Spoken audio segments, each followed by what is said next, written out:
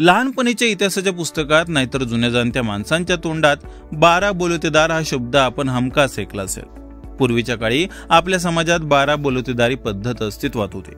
शेतकरी हा शेती करायचा, पण त्याच्या इतर गरजा भागवण्यासाठी आणि वस्तूंची देवाणघेवाण करण्यासाठी एक सिस्टीम काम करायची, तिला बलुतेदारी म्हणत। की पंत्या व कौले इत्यादी वस्तू बनवून मग त्या वस्तूंना भाजून विकणाऱ्या कारगिराला कुंभार म्हणत। लोखंडाच्या वस्तू घडवणारा कारागीर म्हणजे लोहार। कोयते, खुरपी, बांधकामासाठी लागणारी साधनं, जाळ्या, सळ्या, भांडी, उदळ, टिकाव, पहारी, गमेली अशा सगळ्या शेतीसाठी लागणाऱ्या लोखंडी वस्तू लोहार पूर्वापार बनवत आलाय।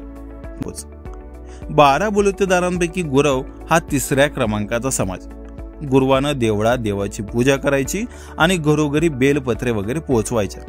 अजून केतकीपासून दोरखंड बनवणं हा मातंग समाजाचा पारंपरिक व्यवसाय, तर झाडू बनवणं, घराची तोरणं बनवणं अशी कामही हा समाज मधून करत असतो। 12ला येतो तो म्हणजे सुतार समाज। लाकडी वस्तू तयार करणारा कारागीर म्हणून सुतार या समाजाची ओळख। सुतार हा लाकडापासून फर्निचर व दैनंदिन लाकडी वस्तू बनवण्याचं काम करतो। तर ही आहेत ग्रामीण भागातील जुनी 12 बलुतेदारी पद्धत। जय